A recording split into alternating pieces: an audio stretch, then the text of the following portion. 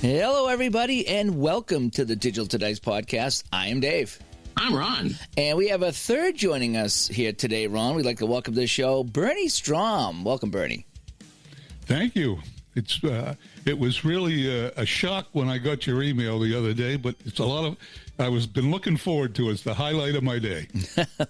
Well, thank you so much. So Bernie's going to join us today, and our topic is, do you play modern seasons? And we'll talk about why. We're going to talk about that later. But that's our topic today, is do you play modern seasons? Now, before we get going, we need to talk about the weather. Ron, what's going on up there? We get about 6 inches of heart attack snow. Yeah, it's bad, yeah. Yeah, it's not terrible.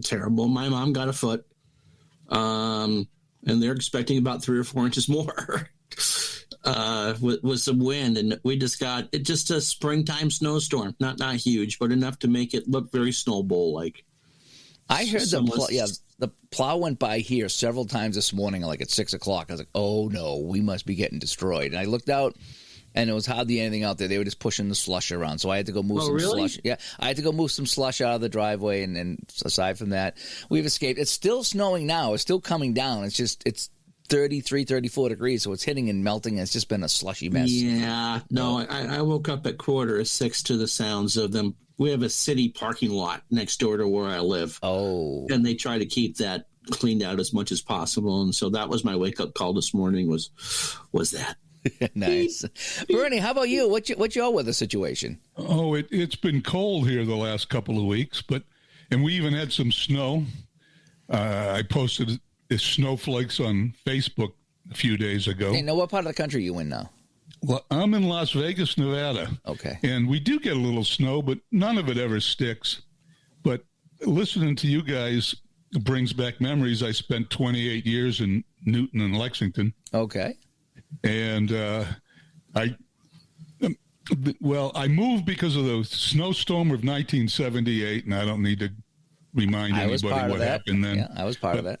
I never wanted to live in a place where it snowed again, so by 79, I was in Los Angeles. Oh, nice. In that blizzard of 78, by the way, we had just moved into a new house up here in the Boston area. I was just a kid. And they shut everything down for a week, as you know. Like, everything shut down. Very few things are open. One thing that was open was Denny's. And my mother worked at Denny's. And so what would happen is my stepfather would pile us in his pickup truck because he was out plowing, and he would drop us all at Denny's, and she would waitress, and we had, packed all our toys and games or whatever, and we'd go in the back room, and so she'd work all day, and us kids would be playing in there, and it got to a point that the only people coming in were truck drivers and plows. Because everything was shut down. And so we had all these truck drivers that been out all day, come back, and they started playing cards with us in the back room and the whole bit. And it was a heck of a time being snowed in. It really was as 10 or 11 years old. There's a great air check on YouTube of WBZ from that storm. Oh, really? And it's Gary and Gil and whoever did Mornings for 1,000 Years before Dave Maynard. And it pretty much is Gary just reading for 15 straight minutes with Don Kenton doing the weather. They would have been better off reading what was open instead of what was closed because everything was shut down. It was. I mean, in fact, I think we were driving somewhere and they pulled us over and they're like, you can't be on the road. No one's supposed to be out. And it was just. Yeah, you could. Sorry about that. Yeah, no, it's weird. Yeah. You couldn't drive. And I was in Needham. I was working at the time.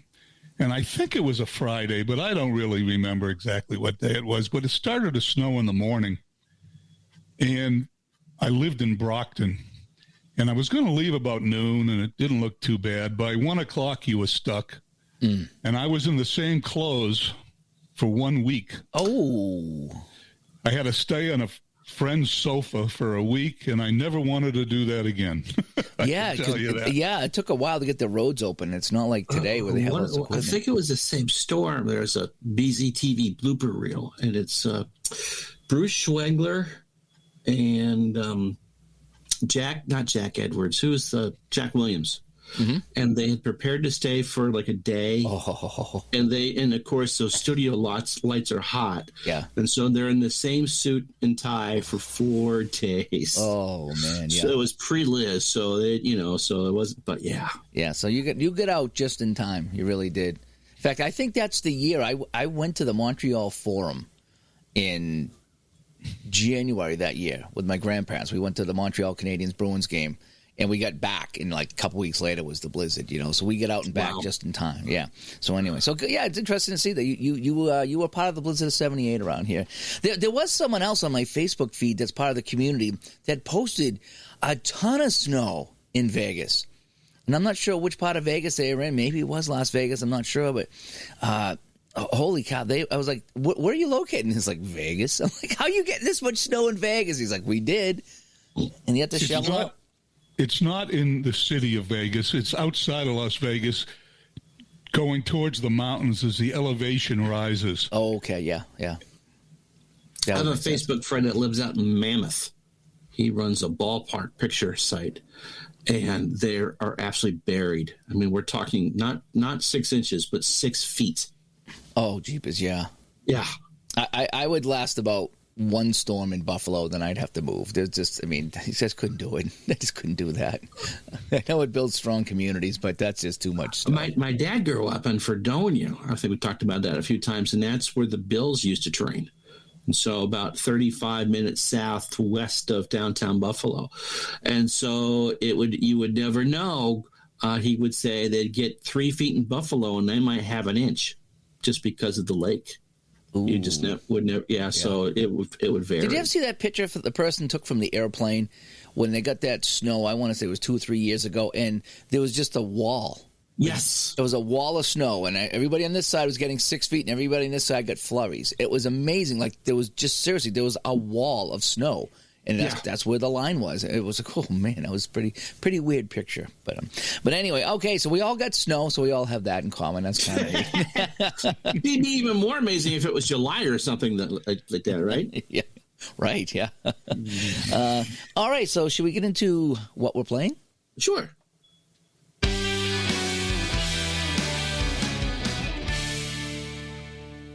Right on cue, I can hear the backup of a plow. Perfect. So. All right, well, let's start with our guest. Bernie, why don't you tell us what you've been playing?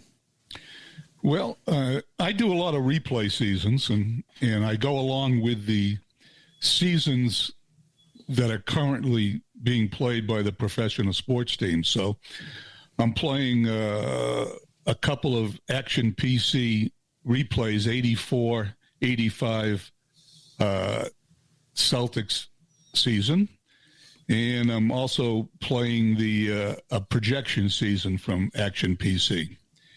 Then I slipped down to PC replay basketball, and I'm playing the 2009-2010 season as of course the Celtics.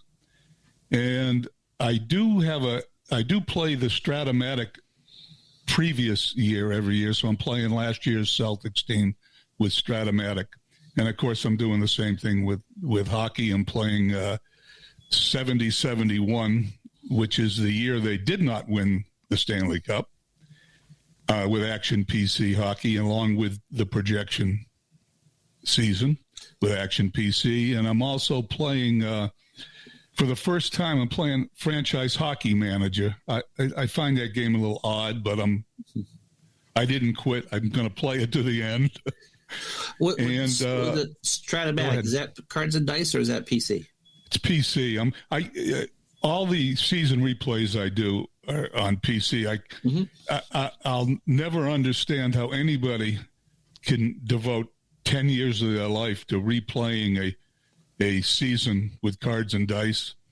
I know sometimes it takes a lot of time, but it seems to me it's the only thing they could do is that one season. And I like to bounce around. Yeah. And that's about it. And on my iPad, I was bored the other day, so I started to replay the 67 World Series using Dynasty League baseball. Yeah. And I managed to perfectly replicate the series so far. I'm through 4 games, and the Cardinals lead the Red Sox 3-1. Interesting. I got to try that game. I haven't tried that yet. I want to try it. I like it because you got your iPad, you're lying in bed, it's 11 o'clock, 12 o'clock, you can't sleep, you pick it up, you can play a game. Yeah, exactly. Ron, what have you been playing? I grabbed the new version of Strap Baseball. Oh, that's right. That's right. I picked it up last night, not on sale, and downloaded just fine. And I guess they're already up to an E patch because it was like 2023 E. Really? Really? Wow. And so I haven't messed around with any of the new settings. The only obvious thing that was new is that win expectancy is now on the scoreboard. Okay, so you see it the entire game. So you can actually, just see what's there and a couple new reports. But they've had to redo a lot of the new rule sets because the game of baseball is changing. So I think that's pretty much what they worked on. My 2001 Action PC Season Odyssey, almost to Memorial Day.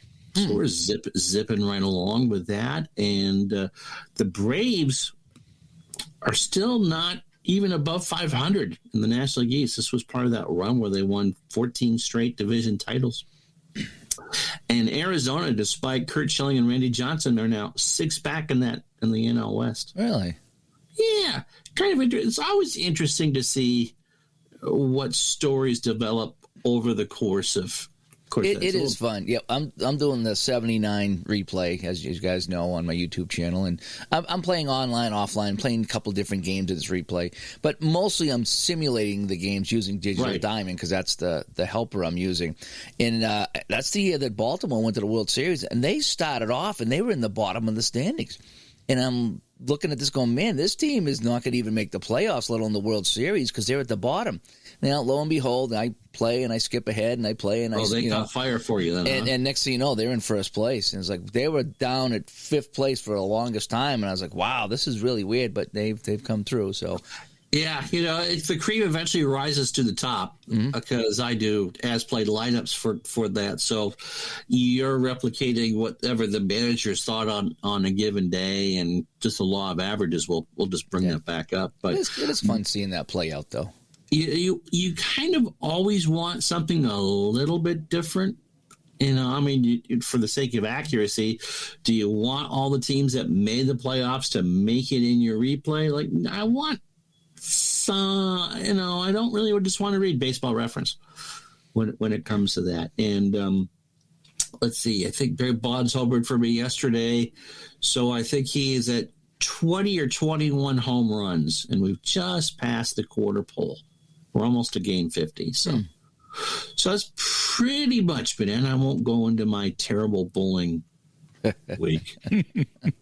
That's not fun. Yeah, bowling's not up my alley, so.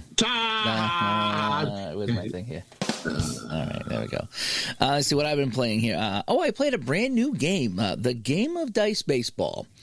I debuted that on my channel this week, and it's by Brian Haferkamp, who developed the up-tempo basketball game, which I do like. Interesting game. Interesting how it's set up is the cards are basically the player's stats, and then you compare that to there's a chart, which is the engine of the game. So you roll the dice, you look at the game engine, and sometimes you get your results right away, and sometimes you got to look to the player card and check the stats and see if it passes a check or not to go into the secondary result. Interesting game, kind of fun. Not that difficult to play. I mean, I was up and running within a few minutes in the whole bit. But yeah, so if you ever want to check out the Game of Dice Baseball, I've been playing that a little bit. Played, I was going to say Celtics. Red Sox and Baltimore. I played a handful of innings online, so that's what I did. I finished up my Hockey Bones Summit series with Russia and Canada. Boy, that was fun. It ended up with a 4-4 split. It was right down the middle. It was Russia took the first 2 games, Canada took the next 4, and then Russia took the last 2, and that was super fun. I thought about compiling stats for that. I have all my score sheets, so I still might at some point, but I didn't compile all the stats yet. But that was really fun. I did pull out Strat Hockey on the cards and dice, and I tried to play a little bit of that. I tried to use the new helper, and I don't know what it was. Maybe it was just late and I was tired, but it wasn't. It wasn't working for me. It just. Were there any changes in the helper? It looks a little different. They moved some of the dice rolls around, and I'm not sure if I like where they put the dice rolls. Maybe that was different about it. And there was one weird thing about it is that the goalie on the main screen now, you select your starting goalies, which you never did before, and they have a goalie rating save and goalie rating goal. and I had a goal, so I clicked on G for the player, but then I also hit on goalie rating goal on the goalie, and he was credited with giving up 2 goals. Ugh. Yeah, so that soured me a little bit, and just the whole experience it wasn't as fun. So I either need to go back to the old helper, or just go back to or just go back to the tabletop, because the tabletop is really fun. The problem I have with Strat Hockey is I can't play it like APA or Hockey Bones because the cards are too big. I need a completely different setup to play Strat. In fact, I bought these card holders, and they're layered in rows that go up like a stadium, and I drop my 3 or 4 lines in them so I can see the other card behind it. So if I had the second line out, I just pull the first card down and see what the second card is.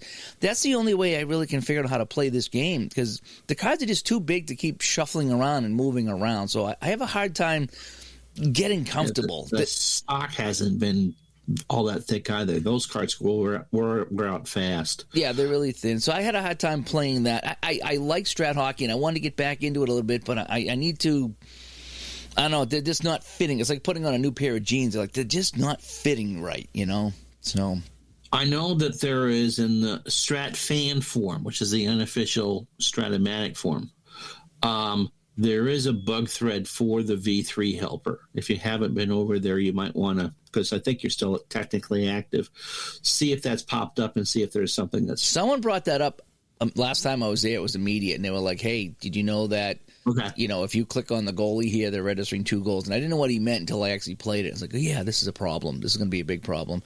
So I might go back to the original helper. I did enjoy that, because it just keeps all the stats for you. And I had it flowing a little bit, but I could not get it to flow the other day, and I played a period, not even a period. I was like, okay, this ain't working for me. So do you find that maybe there's a time where it's just too late to play in the day? I think it could be a game you haven't played in a while. I think it could be, because I was still really like, when does the loose puck happen here on the puck? Because I'm trying to learn the power play, the super advanced power play, and I'm getting better on the timing, but I'm not sure like what to do, when to loose pucks, who gets it automatically. The power plays, I'm not familiar with it, whereas Hockey Bones and APA, their power plays is just like playing the game. There's no special rules at all. I mean, well, there's different ratings that go up and down, but I mean, it's not like a different mini game, And so I'm trying to learn the Strat Hockey Super Advanced Power Play, and I'm getting better with it, but it's still kind of tough. So maybe that's what it is just I'm not sure of it, and I'm like, I like the game, but I haven't mastered it, and so it frustrates me from time to time. So anyway, so that's what I played there. But so should we roll into the topic of the day? Sure.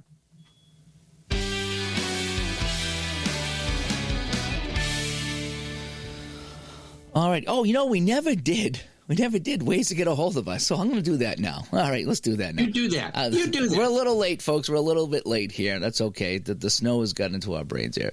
Digitaltodice.com is the website. 978-751-DICE is the text line. Digitaltodice@yahoo.com is the email, and over on Facebook, facebook.com/groups/digitaltodice. So those are the ways you can get a hold of us if you're new to the show. And we're usually much more organized in this, too, but it's the middle of winter, and I just shoveled. That's my excuse, and I'm sticking to it.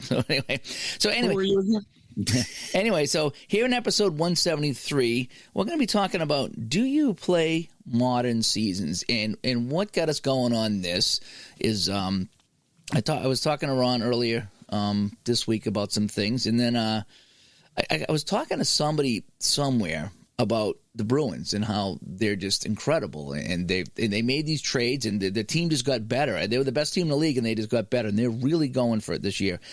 And I remember saying to myself, something?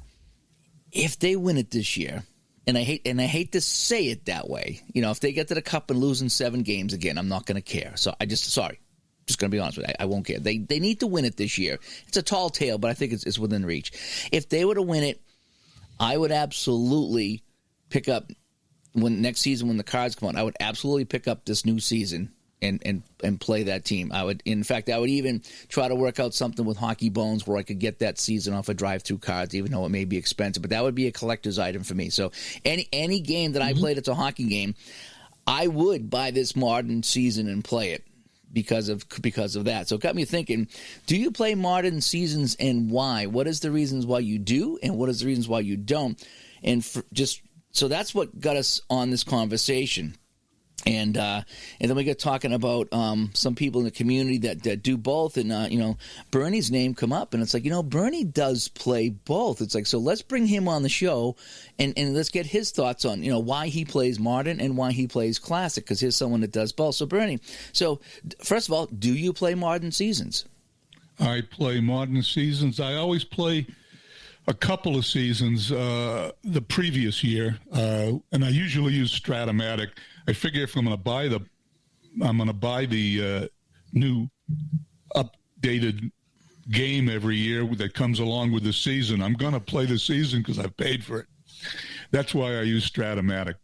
I also play all the projection seasons along with the season as it's unfolding, and it's very interesting because no one predicted the Bruins are going to be as good as they were this year, and the projection season doesn't do them justice.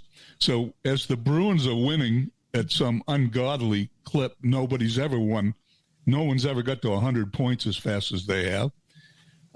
I'm playing the projection season with action PC hockey, but I'm not doing as well. So I'm getting frustrated with my season. Interesting, yeah. But I do play it because I want to. It helps me follow.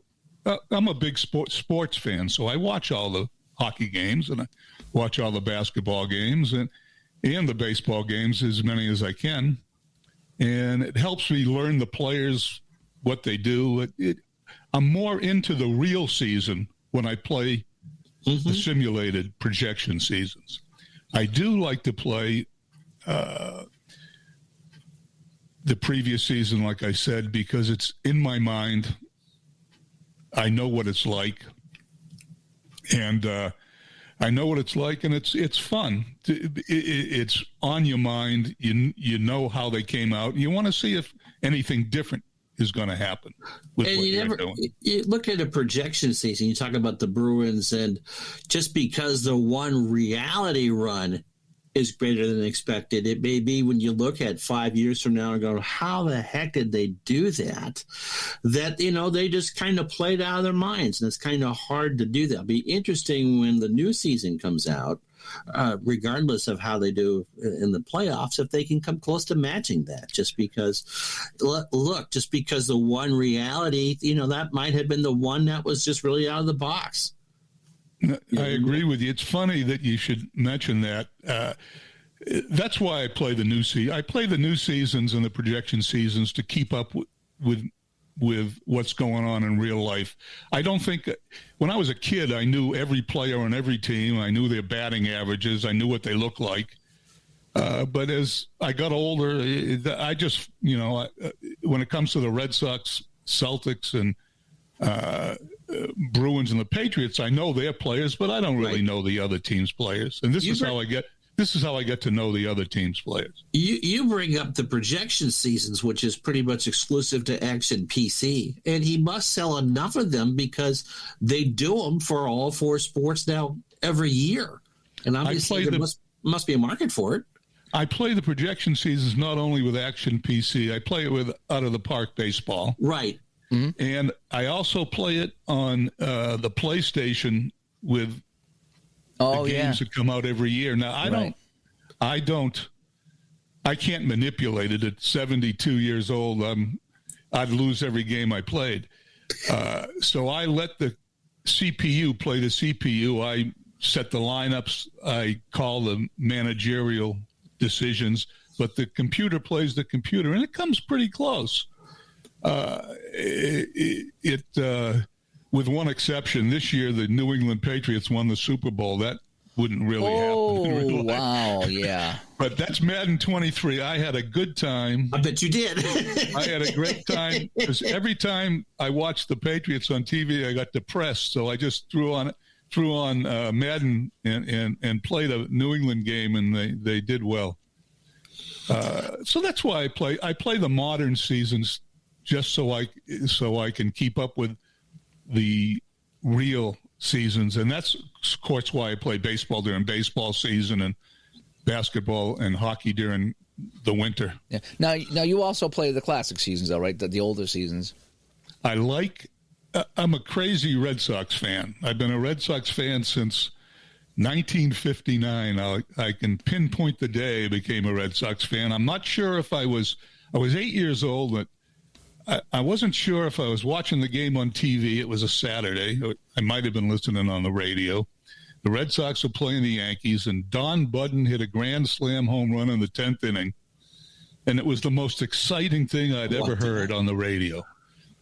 Yeah, and from that point on, I probably listened to or watched almost every Red Sox game for the next 60 years.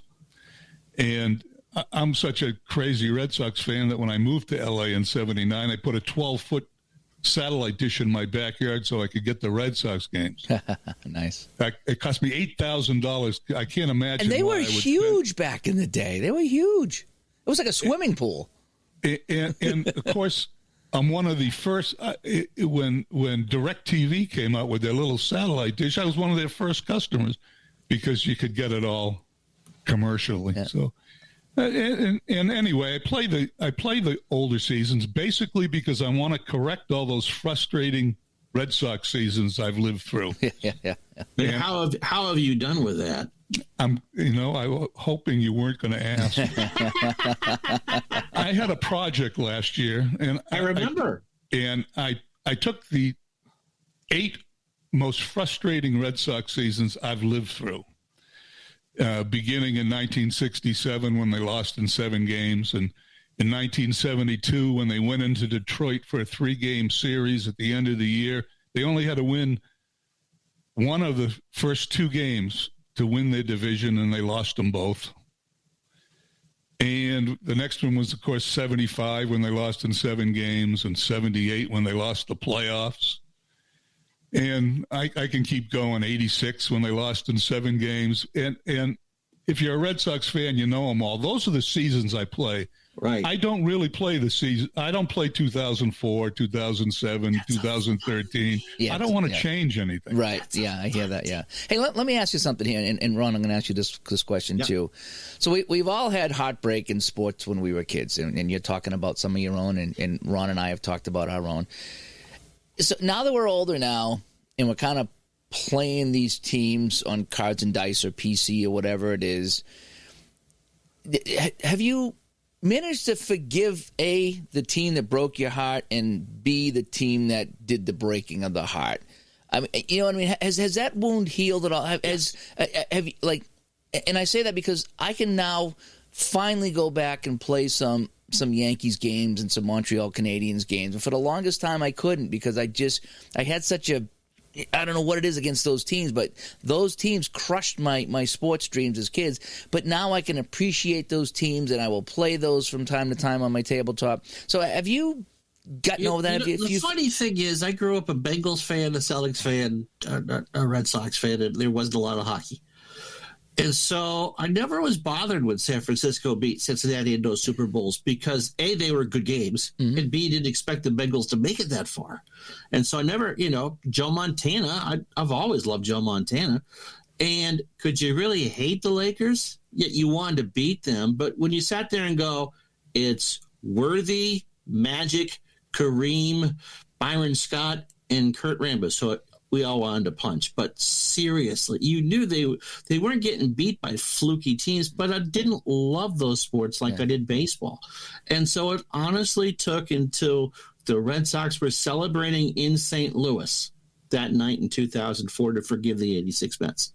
As silly as that No, may sound. I think that makes sense. That would be a great answer to the question, is that as long as your team has won a championship since then, because, back then it was like Yankees 1, Red Sox 2, or Red Sox 3, but it was always Yankees 1. You could never get by them. You go into New York and they would just beat you up, and it broke your heart. Boston would go into Montreal and they'd lose 4-3 every single time they went into Montreal. They lose 4-3, and it was tough. And I hated those teams for doing that to Boston. But now I'm enjoying playing the Canadians, and I'm like, look at all these guys, and I'm enjoying playing the Yankees a little bit now. Not that I'm in love with those teams, but I respect them. So that's where I'm kind of going. Bernie, what do you think? Well, I'm going to answer one of your questions, Ron. You asked, how am I doing with those seasons? Right.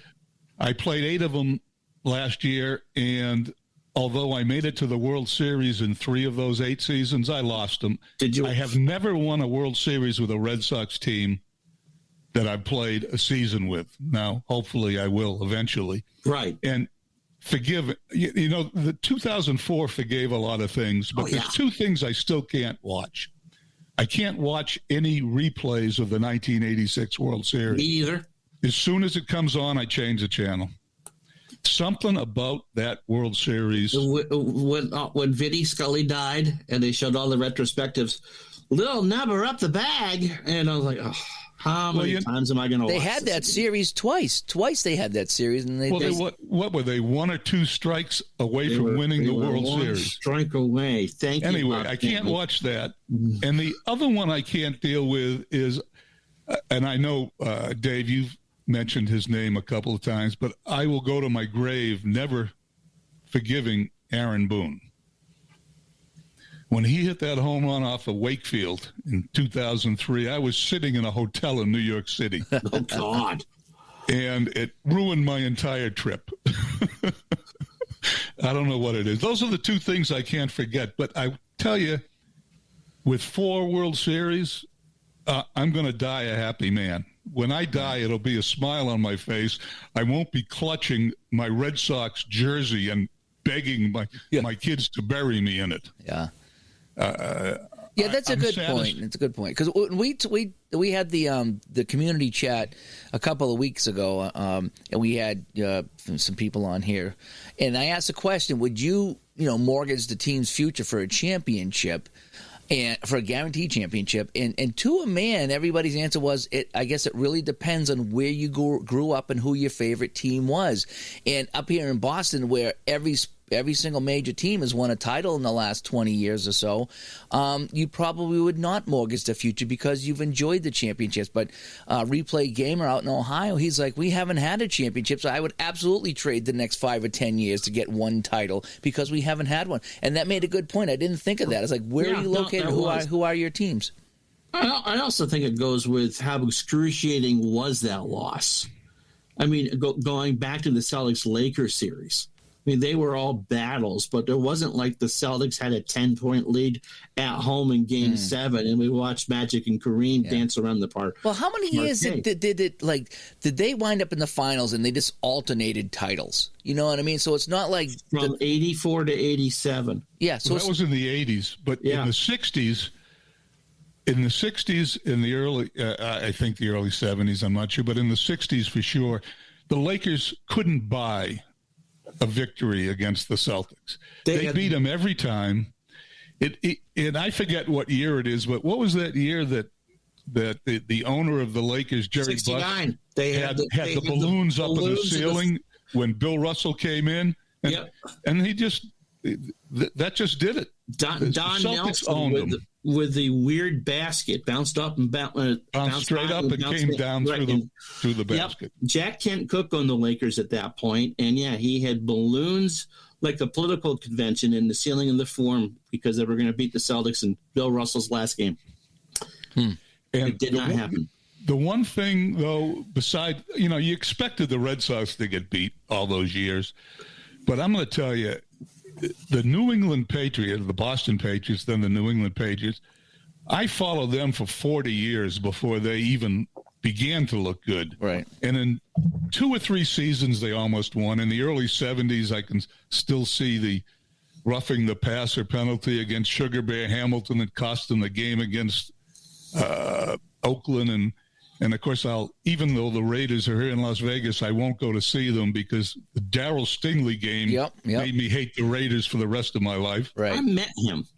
Darryl Stingley? I bet. Yeah. Here's a short sidestep story. I met him. It was after that game, and I don't know why. I was living in New Mexico at the time. I don't know why. Did he grow up in California? I don't know why he was in my part of New Mexico, but he was. They were making a line of mouthpieces that would be able to be used by quadriplegics to type and whatever. And because I don't really have much use of my hands, I tried out one of the early prototypes. And so I got to meet him about a year and a half after the accident. Don't remember much about that. And even though I grew up here in Vermont, I didn't watch a lot of the Patriot games. So yeah, so I had the chance to meet him, and I remember he was just kind of a very soft-spoken and gentle person. Everything you read about him, even after the accident, he was a great guy. He really was. Mm-hmm. I was more impressed meeting Don Maynard, who was selling life insurance to teachers unions in Las Cruces, New Mexico. And so they said, who made Joe Namath famous? And I came up with Don Maynard, and somewhere I still have the autographed picture of him. He had been retired for a good 10 years. But yeah, so Daryl, I do have that memory of Daryl Stingley. I was about 8. How long were you in New Mexico? 15 months. No, I went there a lot. I fly hot air balloons, or I did fly. Oh, okay, Santa Fe, yeah. And I would go to the Albuquerque Hot Air Balloon Fiesta every October. I was down in Las Cruces. And, So I got to meet Daryl Stingley. Interesting. So I can see why you would hate the Raiders, though, yeah, because and I do, too. I've never really been a big fan of them, you know. But I still remember when forget the tuck rule and forget everything else, when Vinatieri hit the field goal at the end of that first Super Bowl they won, I just leaned back on the sofa, and it was the most amazing feeling I've ever had as a fan that after following a team for 40 years, every week I would watch that game, that they finally won the Super Bowl. They could have done anything, and lo and behold, they gave us 20 years of that kind of stuff. I'm going to have to thank Tom Brady, because it appears that he was the key. You think? Well, Belichick has proved that he's having a hard time winning without Tom Brady. Yeah, as he did in Cleveland too. Yeah, he just seemed that every year he seemed to give Brady less and less to work with, and Brady still managed to win titles and get to the AFC Championship game. And then finally, I don't blame Brady for leaving. It's like he had nothing left in here in New England to work with. Really, he had Edelman, and that was about it. And he just, no thanks, Bill. You've created this mess. You deal with it. And you can see what New England's done since. Really, he's created a mess. Now Kraft is putting pressure on him to build this team back up, because I don't know if he's trying to save money or prove a point, but so he kind of did it to himself, I think, unfortunately. But hey, we had 20 great years. What they say, we were going to every other AFC Championship game or every AFC Championship game or something like it was stupid. 13? 13 in a row. It was stupid, picture them, yeah. It was a run we've never seen. So. And that 2017 is just a monster in Strat. Yeah. Oh, that's another thing I can't watch. I can't watch the helmet catch. That comes on my TV. I shut it off. Yeah, there's a few things I do too, like the helmet catch. Nope, don't need to see that, And so anyway. I enjoyed that game a great deal. Just saying. As a Giants fan, you would. Hey, so turning back to the question of the day: do you play modern seasons? And so I like to play the classics. And again, I'm newer to this hobby. Okay, so I'm the new guy here. So for me, and I talk about this all the time, playing Bobby Orr, playing Steve Grogan, playing the '76 Buccaneers is a big deal. I've never been able to do that in any other game I've ever played. So I'm enjoying the nostalgia of it. In fact, I was watching on YouTube last night, somebody put up Montreal Canadian highlights from the late 70s, and they were beat the Atlanta Flames. No, Vancouver Canucks was like 11-1, and the Atlanta Flames was like 7-1, and they were just destroying these teams. And I was like, geez, that might be fun to go and throw on a tabletop and see if I can have the Canadians beat up on these weaker teams in the late 70s. That might be kind of fun. And so I'm enjoying the nostalgia of it and the teams I watched on TV.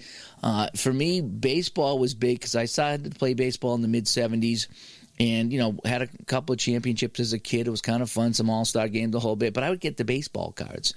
And, from 76 right up through 81, I was avidly collecting baseball cards, and I can still picture these guys on the baseball cards. So that's the era I like to play because I'm envisioning baseball cards. Now, you guys know back in the late 70s, there was really no cable TV. It was just kind of starting out. I think ESPN had just started, but we didn't have it. We just had the 4, 5, and 7 and Channel 38, and you get Red Sox, that's it. And the Red Sox only played the East. So every Saturday when we had a game of the week come on and it was a National League game, it was a big deal. You got to see the Dodgers. You got to see, Garvey and the Penguin and all these guys play that you never see because they never came to Boston. And the only way I knew these guys was either from the game of the week, This Week in Baseball, or my baseball cards. And so I'm enjoying going back and playing those. So I never really had the itch to play the modern seasons because I'm still back in my childhood sandbox playing these games, if you can follow that. At some point, though, I imagine I'll have that itch scratched at some point and want to play something a little bit more modern. But it was such a different game, different times. Like I said, we all think like how great it was back when we were kids. It probably really wasn't, but that's what we think it was. And so I haven't done much of the modern stuff. And this Bruins team might be the team to pull me into that, to buy those seasons and to play those teams and to maybe start watching some TV now so I can enjoy this run, because a lot of times I didn't follow the teams that won the championships. I just couldn't watch because, so many times I grew up and just watched them fall. And it's like, I don't need to see them fall again and go through the heartbreak. So I distanced myself and just, that's kind of how I did that. But as far as playing the modern stuff, I can see the allure to it. Now, Ron, do you play anything modern? I've done some pre-play. I did the pre-play of some World Series. I've pre-played a couple of Super Bowls, a couple of college national championship games. I probably won't do that again because I really know nothing about that. And I've enjoyed it. Bernie, you watched me do Houston and Philadelphia, and we kind of realized that was going to be more of a series than people thought. The conventional wisdom is that Houston would blow them out of the water. And I got that series to go 7 before Houston finally put Philly away. And in real life, it was a 6-game series. And so using these games and reading the cards, especially when I'm doing the Super Bowl pre-plays, it kind of tells me what I should expect, because I really don't watch a ton of modern sports, of what could happen during the game. We all had high-scoring Super Bowl pre-plays this year. Mm-hmm. Right? Didn't you? You had a couple that were pinball machine games, and the one I did was in 2nd and 10, because that was out early, was a Kansas City blowout of Philadelphia.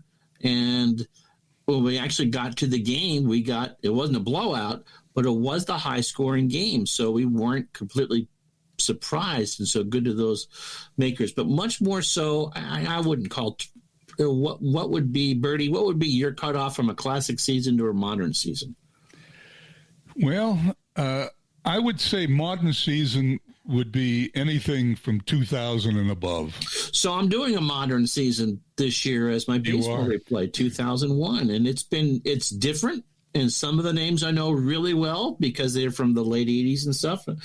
And it's bizarre because Albert Pujols retired this past year, and I've had an Albert Pujols game from his rookie year. Well, I think that's good. It's funny when you mentioned the Super Bowl. I did 2 or 3 Super Bowl pre-plays this year, and I posted them, and one of them was really close, the 2nd and 10 game. But I also did a pre-play using Madden 23, and I taped it. I recorded it because I was going to put it on my Facebook page. Yep. And it was such a high-scoring game that I deleted the recording because I just didn't believe that could be that high-scoring game. So as far doing that, and I'll buy the cards. I don't play the super modern seasons like Bernie does, but I bought the Strat game, and I sat there last night and looked at Aaron Judge's card and went, oh my goodness gracious, homers all over that one column. Now, if you roll a 2, he's going to strike out. But, so there's a fascination there about that. And I probably should. I mean, I think one of the things, because we do enjoy the nostalgia aspect of gaming is that we kind of forget that Jason Tatum for the Celtics, I couldn't pick him out of a police lineup right now, but when all is said and done, Bernie will tell you he's going to be one of the greatest Celtics of all time. By far, and I wouldn't have guessed it, but my guess is when he's done, if the Celtics keep him, he'll be the number one Celtic behind. No one will pass Bill Russell. No. But he'll be the number one Celtic behind Bill Russell. And, but you think he's better than Bird and Pierce? He's not better than Bird. Okay. Bird did things. I'm gonna go with Magic Johnson. Magic Johnson said Bird was the greatest small forward ever to play basketball, and I agree with him. He just did things I couldn't believe. I watched it on TV. I couldn't believe he was doing it. The stories were fantastic. Yeah. Oh, yeah. Bird. And he wasn't as inconsistent as Tatum, but Tatum's got a way to go. He's only 25 years old. Okay. Tatum will have fantastic games, but he'll have some really bad games. Bird never had bad games. He might have missed shots, but he didn't have bad games. I'll use a music analogy. Now, granted, pop music is not made for people of our gender and our age. Okay, we are not 18-year-old girls. Okay, a big, isn't that? I mean, yeah. Okay, Dave is just giving me this. Okay, where are you going with this? I'm innocent. I'm innocent here. None of us are going to go down to Sam Goody's and buy the new Katy Perry LP. Are they still open? No, I thought everybody. That's why I brought it up. So we're gonna download it. Yeah, we don't now. If I went through Dave's favorites on Spotify, I might find a few Katy Perry songs. Several. Several. Anyway, my point being is that it becomes tough when you have more and more history to look back on. It becomes tougher and tougher to break through when being, I remember, when pitchers pitched 9 innings and Sandy Koufax had a hole-in-one and threw a shutout and put 45 on the Bucks. Right. It's a giant fish story, and it just becomes harder and harder for a musician to try to go through and, you're not the Beatles. Well, no one's ever going to be the Beatles, but you can still be pretty good. And so that's my take on most modern athletes. You're never going to be Tiger Woods. You're never going to be Jack Nicklaus. How the hell would you ever be Mickey Mantle? Well, that Mookie Betts and Mike Trout and Ohtani and Jason Tatum and Steph Curry, they're all. You make a really good point here, Ron. Something that I didn't consider. It's almost like the movie Slapshot. Any hockey movie that comes out is going to be horrible compared to Slapshot. It doesn't have a chance. It no matter how good the movie is or whatever, everything's going to be. Happy Gilmore or Caddyshack? Which one are you watching? Caddyshack. Yeah, everything's going to be compared to Slapshot, and it's never going to add up. And that's just the way it is. So you make a good point that we have our heroes from back in the day. And, and the real old people will say, well, Tom Brady's not as good as the quarterback from the Browns in the 50s. And it's like, I've never heard of the guy from the 50s, but I guess he won 100 championships back then, and he's the best according to this guy. So, I mean, we all have it in our heads who's the better guy is. And you're right. Modern players, great point, modern players, they're not only fighting stats, they're fighting the whole stigma and reputations of these people. You'll never be this guy. Even if this next guy gets 12 Super Bowls, you'll never be Tom Brady to somebody. You know what I mean? And the other thing is that when we were kids, and Bernie was a dad, maybe, it is that not every game was on television. It might be on the radio. You could listen to Ken and Joe on the radio when I was as a kid or whatever. And so you could listen to every game. But as you said, you got to watch the Dodgers maybe 3 times a year before the playoffs and that. I can sit there today after we're done and watch a junior college game from Massachusetts because I subscribe to the channel. Whatever it is I want to watch, I can watch. And so when these people are always on, it's no longer special. Yeah. And I think our generation is, if they bothered to put it on television, you watched it because you weren't quite sure when you were going to get to see Ron say again. Well, you know what? I can watch LeBron James anytime I want. Yeah. How is that special? Yeah. And in retrospect, it's going to be, oh my goodness, what a career he had. But when it's going on currently at the time, and you have 9,000 talk shows going, oh my God, he had oat bran for breakfast. He should, Welcome to Super Bowl Sunday. Let's go to LeBron James.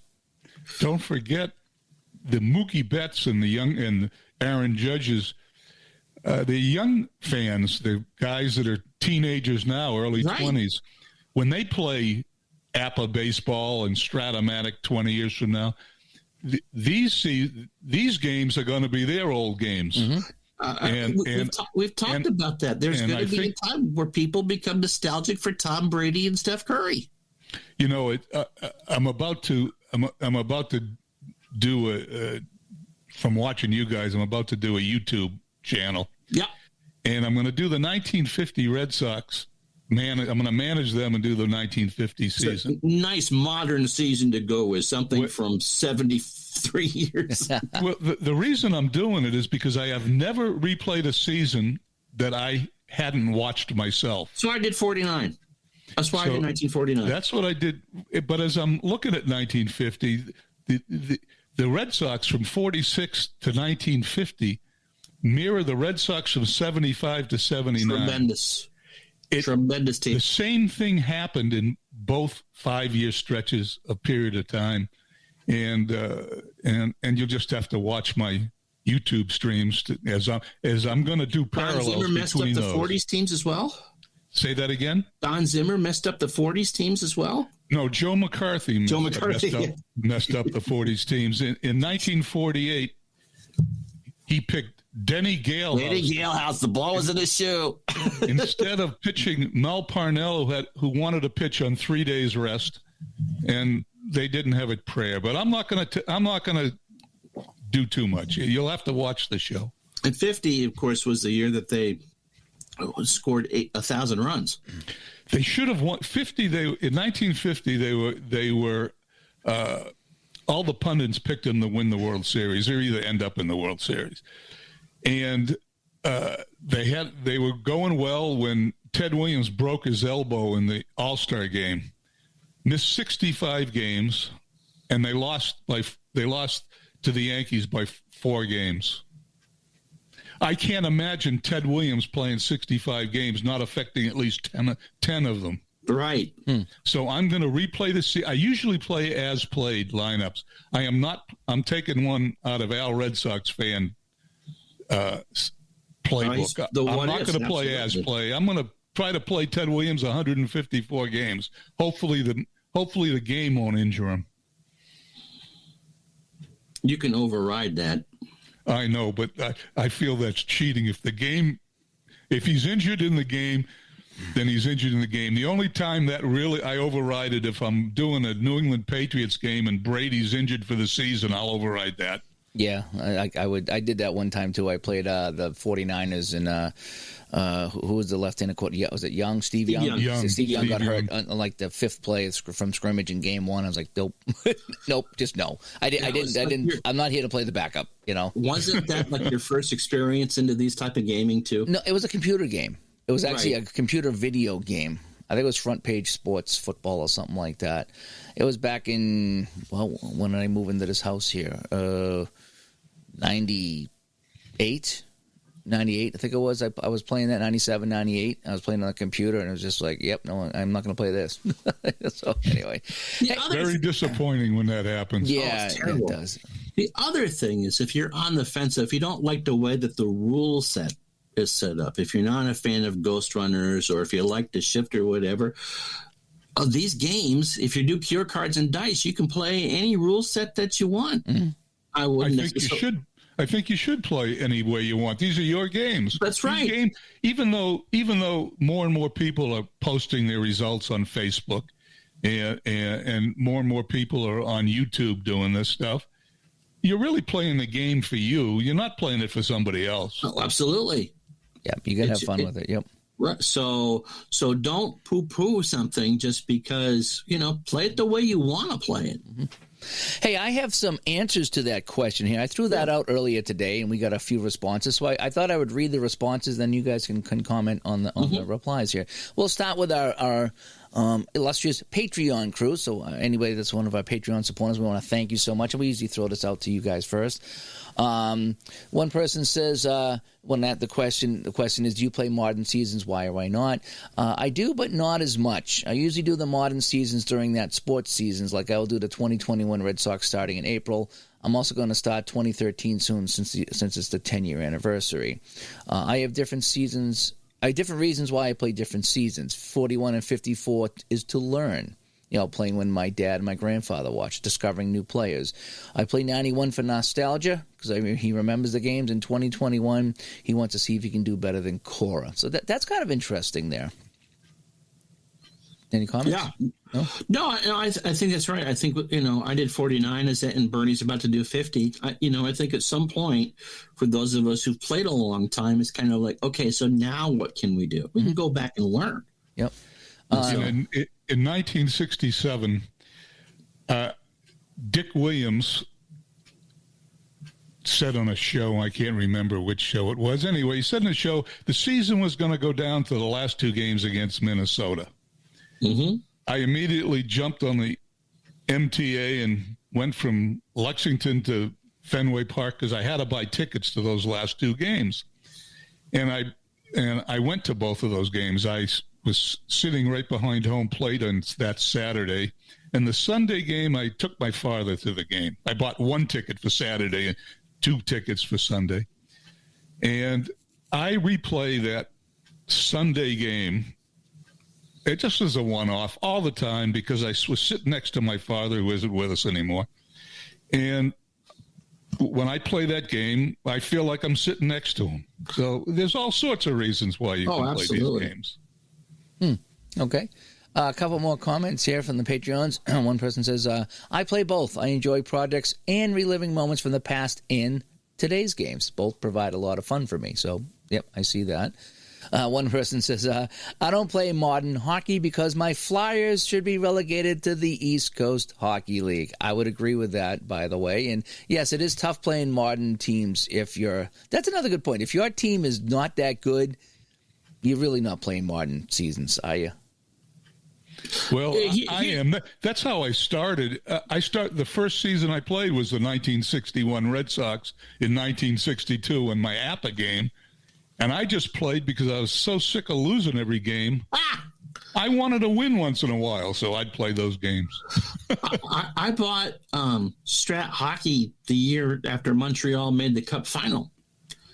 But they are a god-awful team. I mean, it's just happened. Just all the stars and Rhoda Barrett were all aligned for them to make the finals. I mean, you couldn't take that team and get that team anywhere. Yeah. But I have the virtual card set because they did make it that far. Yep. So I think if your team is doing well, then I think you'd be more apt to play a season. Let's see here. Someone else writes, it also gives you a really good insight on how much the game has changed no matter the sport. Yep, I would agree with that. Yep. Someone else agreed with that. I don't think I would appreciate the different eras as much if I didn't play them all. That's a good point too. You play old seasons and you play new seasons, and what I find is especially with football, it's more ground and pound, and nowadays it's all pass. So you get the little bit country, a little bit rock and roll type of thing going on. I specifically bought Strat Football this past season just so I could replay that Buffalo Kansas City game. I can't tell you how many times I've let a pitcher hit in a computer game because I'm just pushing buttons. We've all done it. Because I'm so used to the designated hitter. When I play an older game and the pitcher comes up, he's already struck out when I realized they should have pinch hit for him. Yeah, we've all done that. Yeah, and my viewers let me know that too. So yeah, because it's a little bit more robotic, when you do it that way. I would agree. And the last thing here in Patreon, someone says, I've been playing the 7980 PC Replay Basketball and 2021-22 PC Replay Basketball. Very, very different. Oh, yeah. Yeah. So, that's something else. Now, over on our Facebook page, I asked the same question, and we got a lot of responses. I only asked this about an hour ago. So, occasionally, if you're on our Facebook group, occasionally I will throw out a last-second question before we record. So, if you see it and you want to jump in real quick if you can. So it was, do you play modern seasons? Why or why not? And here was some of the answers. Yes, I was born in the 2000s, so they are the players I grew up watching. Okay, that's pretty good. Someone else says, no, not on their own. I prefer to do more what-ifs. And so modern players may be in that, like a franchise decade or something like that. But I don't replay the 2022 season. So he does not like to do the replay of the season. Someone else says, not really for baseball. I don't have the attachment like I do to older seasons. With football or hockey, I have no problem with the modern game. That's interesting, too. I guess it depends on the sport, too. You know, if you're really attached to a sport, you know, how much do you pay attention to the modern season? So that's another thing to consider. I'd be really hard-pressed to play a modern basketball game because I've watched one game in the last 3 years. And it's nothing that's, again, you know, you can certainly appreciate what Jason Tatum and others have, and Giannis has done in Milwaukee, but again, do I want to, if I can't be bothered to hit the button to spend an hour to watch, then. Right. Yep. No, that makes sense. And someone else says, nope, only old stuff. And Scott asked a question here. What is modern? Now, Bernie, you define modern as anything over 2000, right? Yeah, that's where I'd put it, because it'd be 25 years, yeah. I see. When I say modern, I'm thinking the last 5 to 7, maybe 10 years, because that is, you know, so we're in 2023. So if I go back 10 years to 2013, I consider the 2013s through that I would consider that modern. I wouldn't consider. Maybe modern is not the best word. Maybe recent would have been a better word for the question, because I'm thinking 2001 when Ray Bork won the Stanley Cup in Colorado. I don't consider that a modern season. I consider that a classic season. So I'm thinking more recent stuff. So maybe I was equating modern with recent. Maybe I should have clarified that. Probably has something to do with how old you are, the way you read that question. This is true. 20 years to me just went by in a flash. Last time I checked, I was 52. that was when we started the podcast. I'll be 52 in November, so. Yep. Let me tell you, you don't know how fast the next 20 years are going to go. Oh, I can't have an idea. Thanks, Bernie. Yeah, thanks for bringing us down. Thanks, Bernie. Hey, listen, but that's why you should enjoy every day. Yeah, absolutely.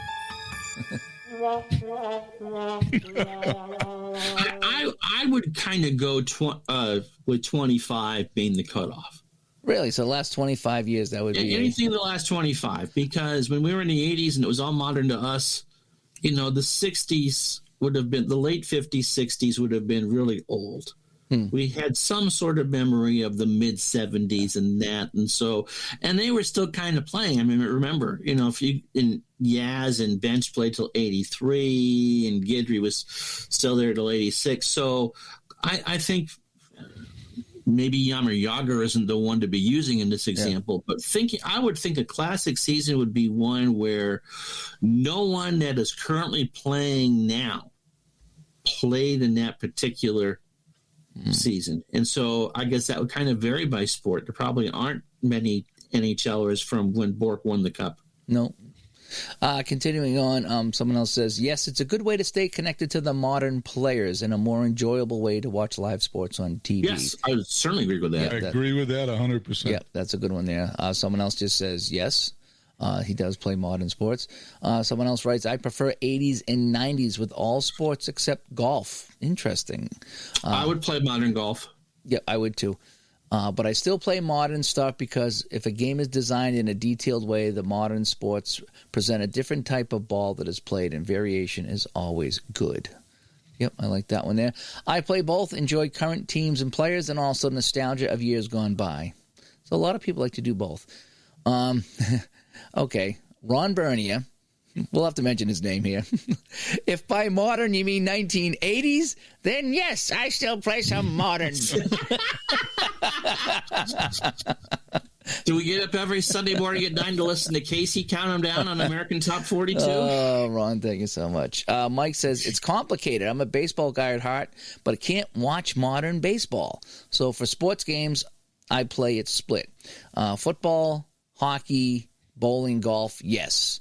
Baseball, basketball, racing, boxing, hard no, historic seasons only. So this guy, it depends on his sport, is whether he's going to play historic or not. I think it depends on how attached you are to the sport would do that.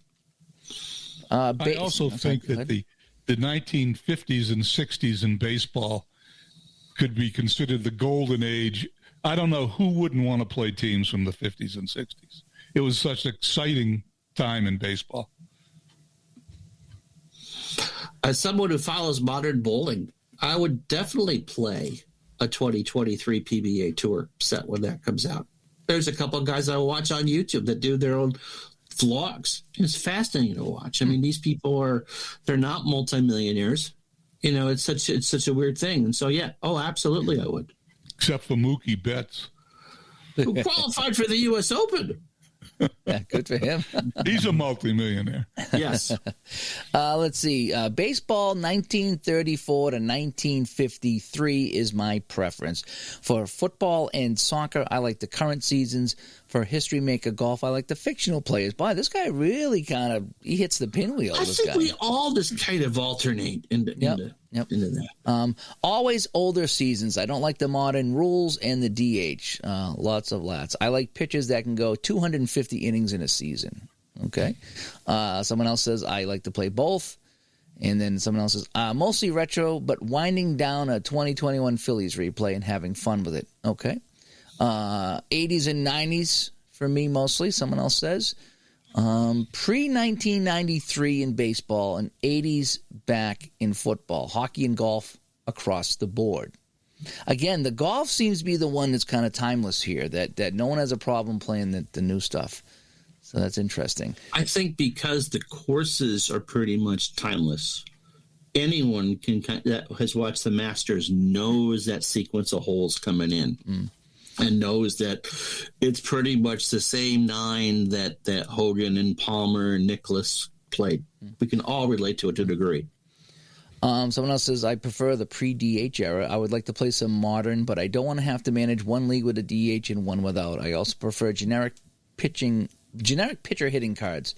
Go figure, that's what he says. Mostly draft leagues with older players. That's interesting. We never really got to the draft league part of modern, but he likes the older players.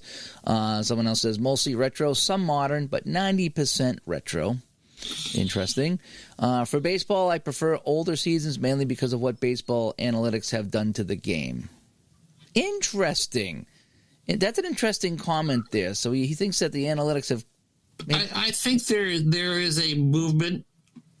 There is a decent-sized plurality of fans who think the game has become sterile, that it's become such a slave to launch angles and how hard balls are hit, and that the computers have just kind of taken over and taken the individuality out of it. I'm not sure I would agree with it, but it's made it a different game.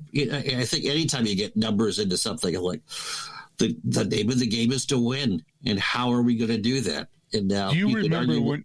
Oh, sorry, I thought you were done. You could argue whether that's healthy or not for the sport, but that's the way it's done. So go ahead, Bernie. Do you remember when you were a kid and you'd turn on TV and see a football game from the 1920s or 30s, helmets without face masks? And the point I'm trying to make is that the games change, it evolves. Now, we may get stuck in a certain era. Right. But it's going to change, and you're not going to stop it. And what you think may be sterile is probably somebody else's greatest game. And when we're all not playing this anymore, and another group takes our place, they might think that playing the 1940s and 50s is like playing the Spiders. Right. And don't tell me that a bunch of kids in Ohio, if the Cleveland Guardians win or the Cincinnati Reds win the World Series, wouldn't just go absolutely out of their minds at the fact that they won a World Series. Winning changes everything. Yep. Absolutely. Yep, it does. Continuing on, Let's see, not too often. There's too many teams no longer interested in the NBA or NFL.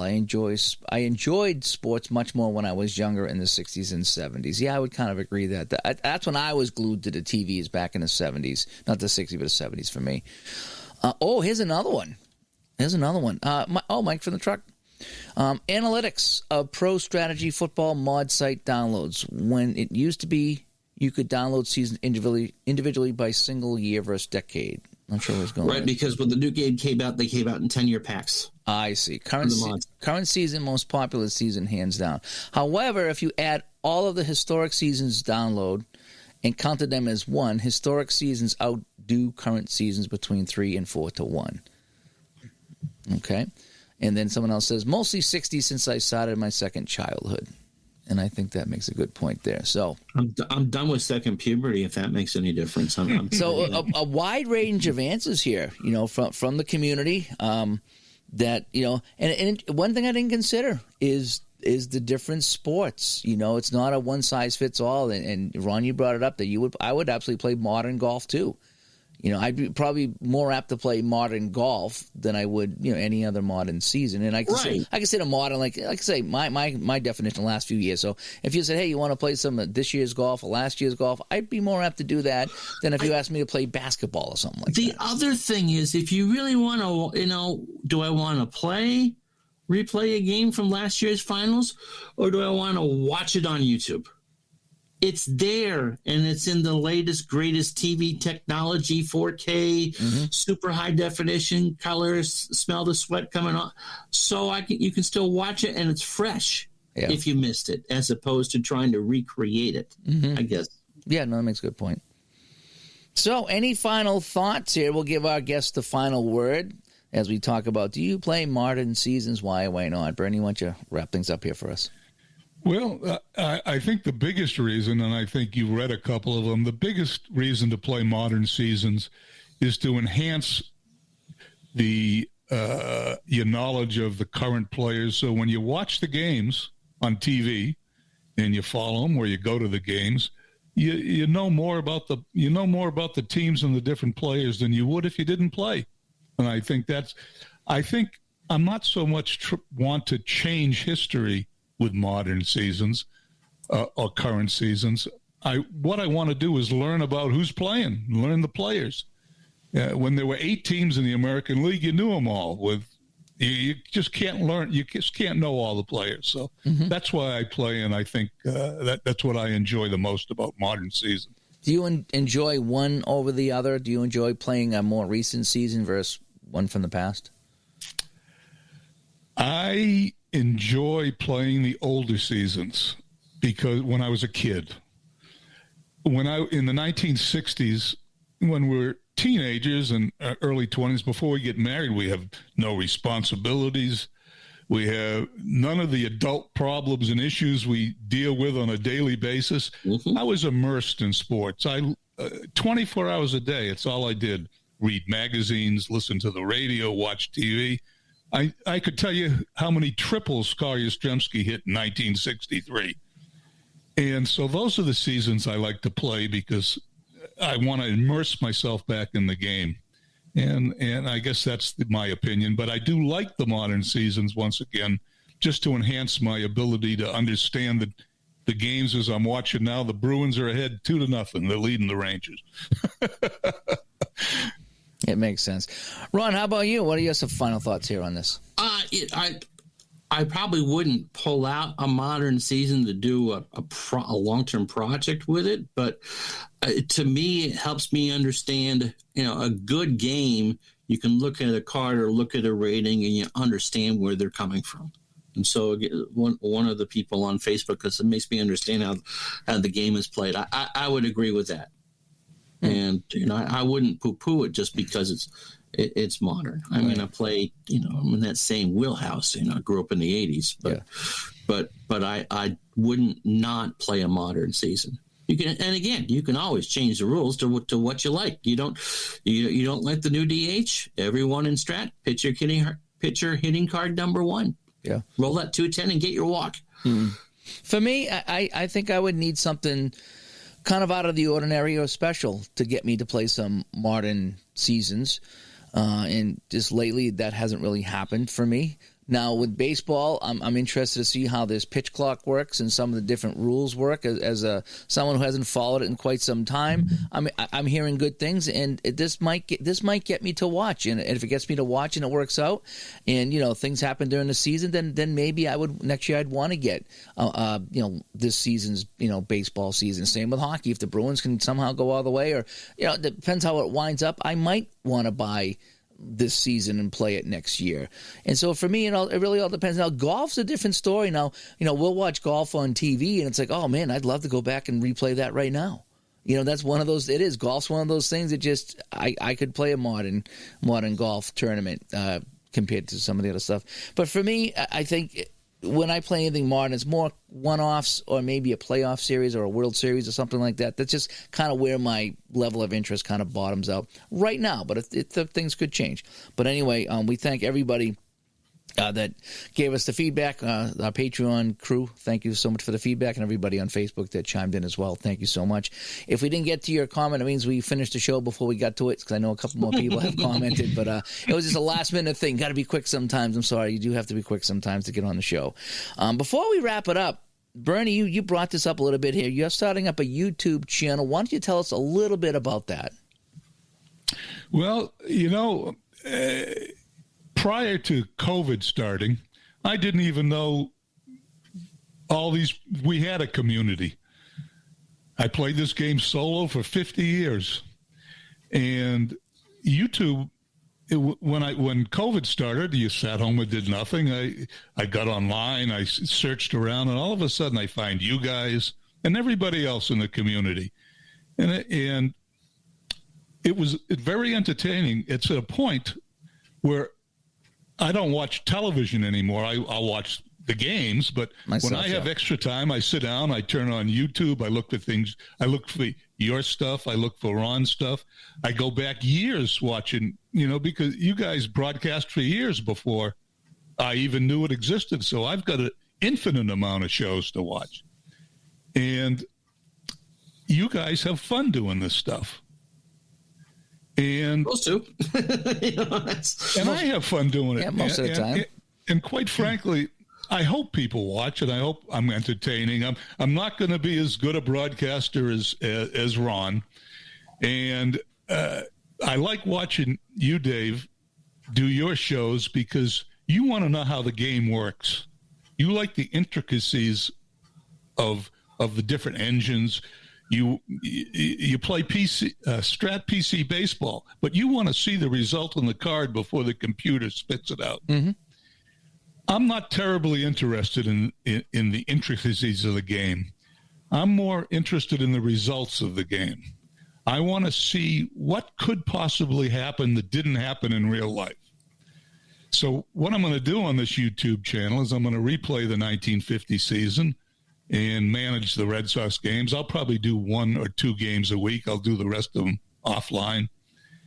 And I don't expect that I'm going to be a great broadcaster, so I'm going to approach the broadcast as a fan sitting in the stands.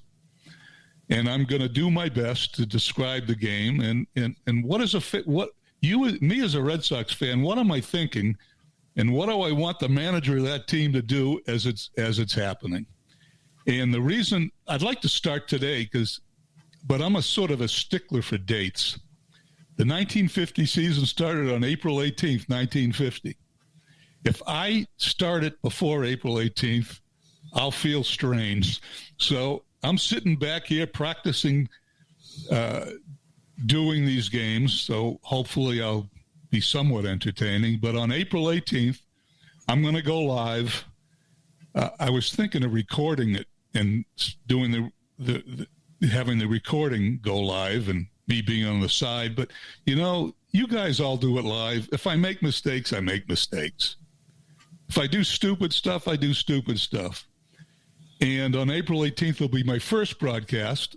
I won't be as good as you and Ron's done 1,200 of these things, but hopefully I'll get better over the year. and I'm looking forward to doing it. And I'm actually looking forward to interacting with other people in the community. It's a lot of fun. You guys are fun, and this is just it's fun for me. I guess that's the only thing I can say. Yeah. Yep, it's supposed to be fun and entertaining, and just a chance to play some things we enjoy playing and chat with some fun people is what it's all about. So you can't interact with a television set. No, I always laugh at people that talk to TVs. I know lots of them, but I can talk to you, and I can talk to the people as you do in the broadcast. Mm-hmm. In the meantime, I'll see if I can finally win a World Series with the Red Sox. My whole life, I haven't won one. I'm hoping to win one someday. Yeah, it might be fun, especially live. So, all righty. So, check. What's the channel going to be called? Any idea yet? So we can kind of get it out there. Who knows? I've changed my mind twice already. YouTube won't let you change the name of the channel very often, only every couple of weeks. So I've got it and Bernard Stroum Sports Replays, and I guess it'll be that until I come up with something else. Well, you could call it. You could shorten that up and go BS Sport Replays. Well, I could. That was a suggestion. I'm kidding. I've dealt with that my whole life. You weren't the first person to mention that. So so be looking for that. So I suppose you'll announce that on Facebook and the whole bit as we get closer to it. I've been posting notices on Facebook. Everybody will be expecting some big show. So every week or two, I put an announcement on the Digital to Dice page, because you've got 1,300 viewers. I got 64 followers. So without you guys, I wouldn't get any publicity. So, all right. So good luck launching that. Let's wrap things up. Bernie, don't go away. We're going to wrap up the show, and we're going to talk to you after the show here in the green room, per se. So stay tuned here. So let's wrap things up in episode, was it 173? 173. So this has been the Digital to Dice podcast, episode 173. As we talked about, do you play modern seasons? Why or why not? Let us know in the comments below. Ways to get a hold of us: digitaltodice.com is the website. 978-751-DICE is the text line. digitaltodice@yahoo.com is the email. And over on Facebook, facebook.com/groups/digitaltodice. And if you'd like to become a Patreon and join us in Discord, and maybe jump on the Discord with us and give us some suggestions for the show and answer some questions that we ask sometimes to Patreon only, it is patreon.com/digitaltodice if you'd like to support the show that way. Anyway, Ron, thanks for joining us. As always. Bernie, thanks for coming on. Thank you very much for inviting me. All righty, and we'll talk to everybody later. Bye-bye.